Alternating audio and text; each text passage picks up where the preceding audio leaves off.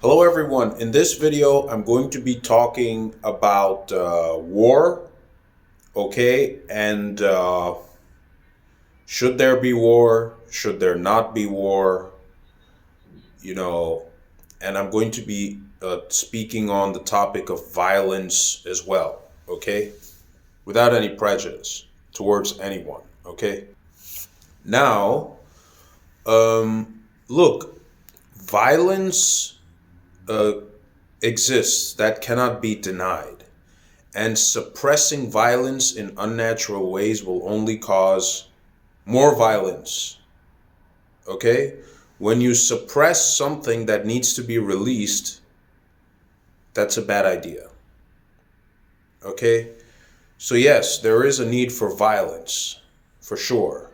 Let, also for women, also for men, because females get just as angry as males, if not more. Now, this is to include everything, okay? Animals, extraterrestrials, robots, ghosts, spirits, underwater creatures, whatever, okay? Insects, anything that can possibly exist, spiritually or physically.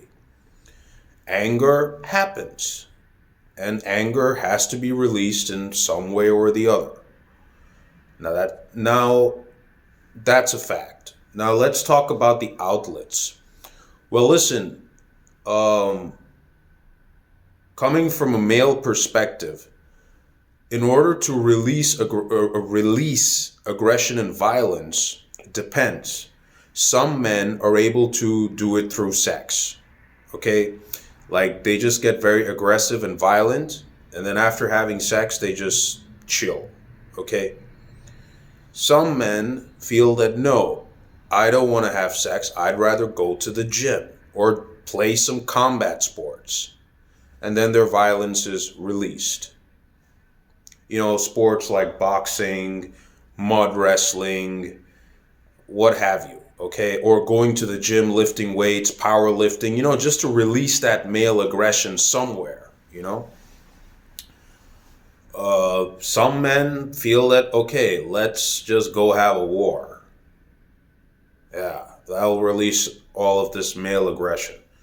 Okay, some men go to war. And there's some men, are able to release it through arts, painting, turn that violence into a creative energy and do some arts or something. Or, those kind of things. Look, for women, it's the same thing. Some women are just more prone to fighting than others. That's just nature. Not that there's anything wrong with them. It's just that, look, women also have anger issues, and more times than not, it exceeds male anger. Believe it or not, you know. Uh, just because women don't have testosterone as much as men doesn't mean women cannot be prone to violence. Women, if you look at nature, female animals also fight with each other.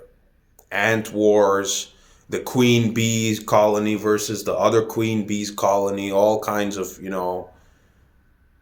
cruel wars among women, female things, okay? Now, what do I have to say about war?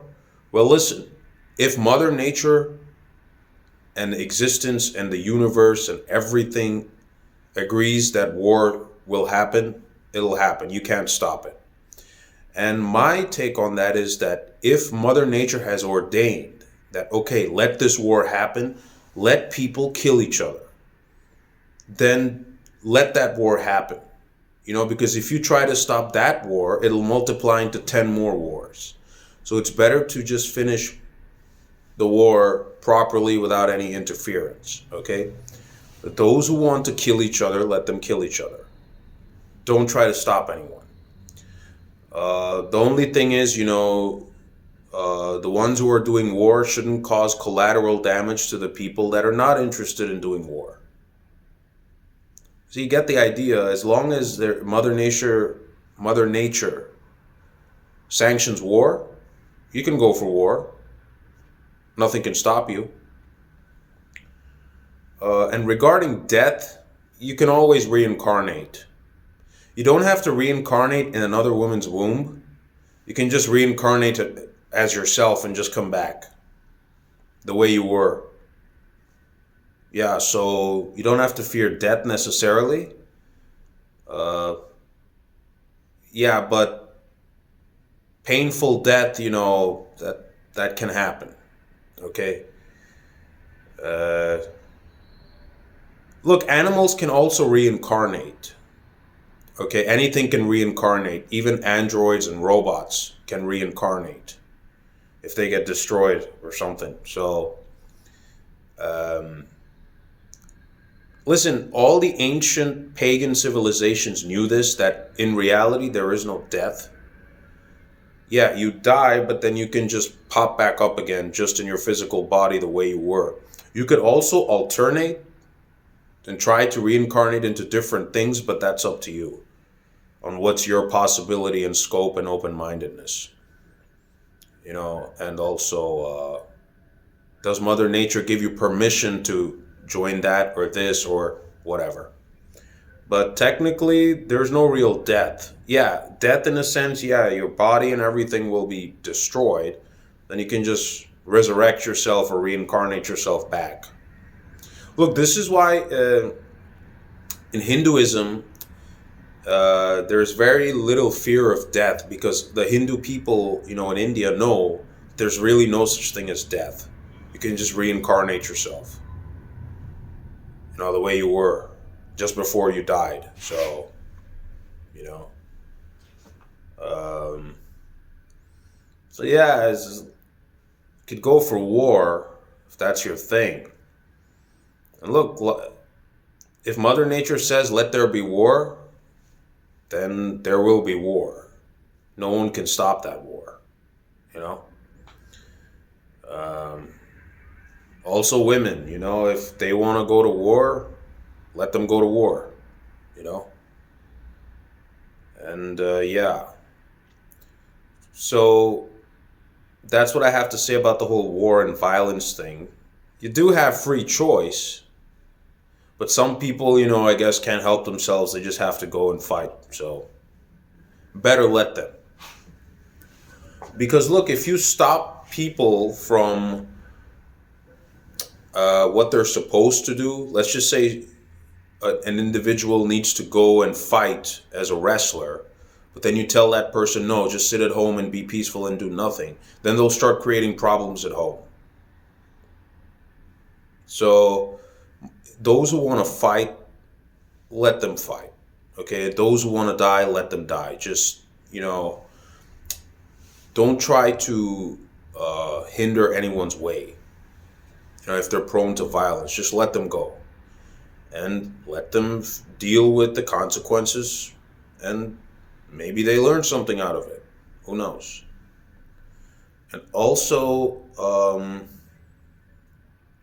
look, in the Far East, in general, there's very little fear of death, because in the Far East, also India is part of the East. The Far East, China, Japan, Korea, all these cultures know that in reality there's no death. You can just reincarnate yourself again. So in general, in the East, in Far East, there's very little fear of death, because they know the secret that you can always reincarnate. Just because your body got destroyed doesn't mean you can't come back. You can, whatever. So yeah, that's what I have to say about the war and violence. And look, if war happens, my take on it is it shouldn't really disturb people and destroy sacred ancient sites. These should be preserved. And also, don't cause so much collateral damage to natural things like, forests, or beautiful architecture from the past, or lakes and rivers, because other creatures also depend on those things. So yeah, I'll post some links in the description box below, and I'll see you people in upcoming videos. I'll speak about more topics in the future. So, yeah.